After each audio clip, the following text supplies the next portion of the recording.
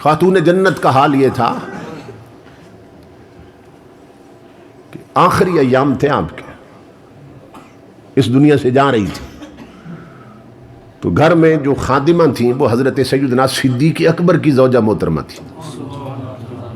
کوئی بھی تاریخ اٹھا لے اور تلاش کرے کہ سیدہ فاطمہ کے زندگی کے آخری دنوں میں گھر میں بطور خادمہ کون کام کر رہی تھی۔ خلیفہ رسول کی بیوی ہے مگر لخت جگر رسول کی خادمہ بنی ہوئی ہے، وہاں جا کے جھاڑو دیتی، برتن دھوتی، سیدہ کی خدمت کرتی۔ حضرت اسماء بنت امیس ایک دن جب گئیں تو حضرت خاتون جنت رو رہی تھی، تو جا کے ہاتھ چوما اور پوچھا کہ حضور کی لخت جگر اور نور چشم رسول کیوں رو رہی ہیں؟ اب غور کرنا کہ سیدہ فاطمہ کو رونا کیا تھا۔ آج ہماری بچیاں چاہتی ہیں، طلب سب کی ہے قیامت کے دن حضور کی بیٹیوں کی سنگت نصیب ہو جائے، مگر منہ ہے ان کی سنگت میں جانے کا۔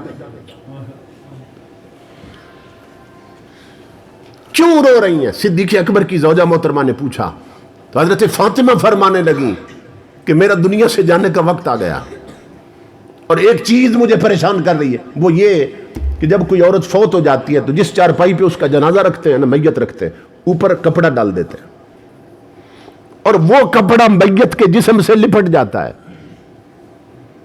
وہ لپٹ جاتا ہے۔ اگر میت کا پیٹ بڑا ہو تو کپڑا اسی حساب سے اٹھا ہوتا ہے، میت موٹی ہو تو کپڑا اسی حساب سے لپٹا ہے، چونکہ جسم کے ساتھ اسی حساب سے پھیلا ہوتا ہے، میت کمزور ہو تو اسی حساب سے کپڑا سکڑا ہوتا ہے۔ سیدہ فاطمہ کی غیرت اور شرم دیکھنا، فرمایا اسماء مجھے یہ بات سوچ کے رونا آ رہا ہے کہ میرا وقت تھا جانے کا، اگر اسی کپڑے میں مجھے لپیٹا گیا اور جنازہ اٹھا میرا، تو فاطمہ یہ بھی پسند نہیں کرتی کہ کسی کو معلوم ہو میرے جسم کا ڈھانچہ کیسا تھا۔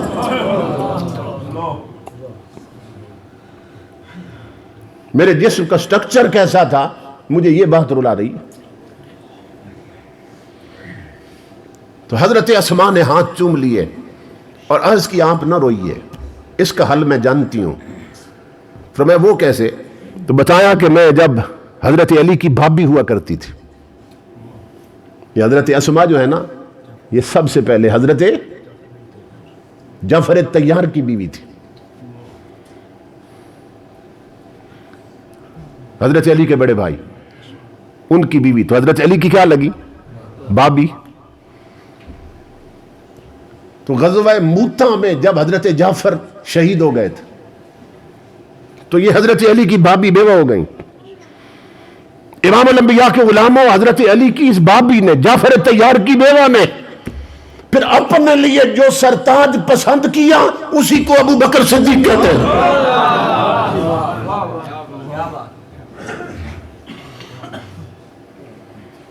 تصور کریں اگر حضرت جعفر کے گھر میں سیدنا صدیق اکبر کے خلاف باتیں ہوتی کہ ان کے تو ایمان میں ہی شبہ ہے، تو ان کی بیوہ کبھی صدیق اکبر سے شادی کرتی؟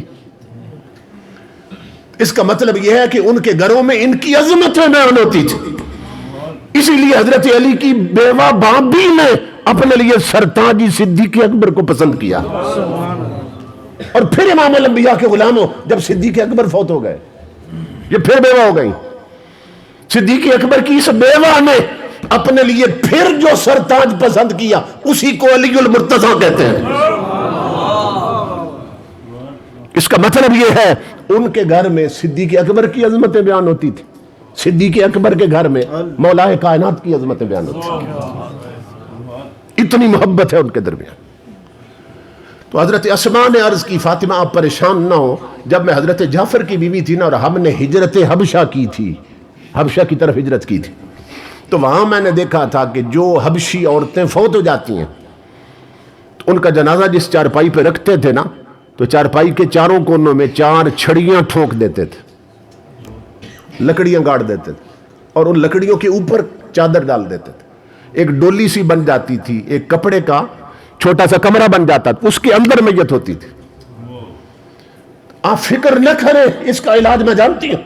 حضرت فاطمہ اتنی خوش ہوئی، لیٹی ہوئی تھی، اٹھ کے بیٹھ گئی اور اسما کا ہاتھ پکڑا، فرمایا ابو بکر صدیق کی زوجہ وعدہ کرو کہ فاطمہ کا جنازہ تو تیار کرے گی۔ اب سیدہ فاطمہ الزہرا کا شرم و حیا دیکھیے، اور آج اپنے گھر میں ہم اپنی عورتوں کا لباس دیکھیں، ان کی بے پردگی دیکھیں، ان کا ٹچ موبائلوں میں فلمیں اور گانے سننا اور دیکھنا دیکھیں کہ ہماری نسلیں کس راستے پہ چل رہی۔ انجام غلامی کیا کہ یہ بربادی سی بربادی ہے۔ جو درس شہ بطحاں نے دیا وہ درس پڑھانا بھول گئے۔ عبرت کا مرکہ یہ پستی اور قابل حیرت یہ مستی، اوروں کو جگانا یاد رہا، خود ہوش میں آنا بھول گئے۔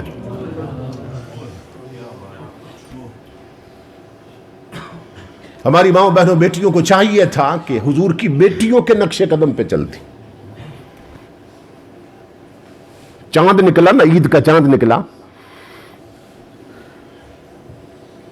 امام الانبیاء سیدہ کے گھر تشریف لائے، حضرت فاطمہ الزہرا کے گھر۔ تو امام الانبیاء نے پوچھ لیا، فاطمہ تو نے بھی چاند دیکھا عید کا؟ عرض کی ابا جی میں نے نہیں دیکھا ہے۔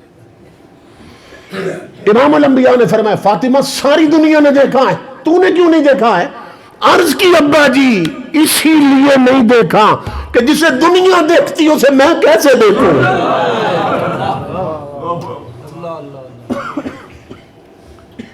غیرت، شرم اور حیا کا معیار کیا آتا سیدہ کے ہاں، تصور کریں آپ۔ اور آج ہماری بہو بیٹیاں چاہتی ہر کوئی یہ کنیز فاطمہ بن جاؤں، لیکن لباس فاطمہ نہیں پہنتی، پردہ فاطمہ نہیں کرتی، ان کے راستے پہ نہیں چلتی، انہیں مانتی ہے، ان کی نہیں مانتی ہے۔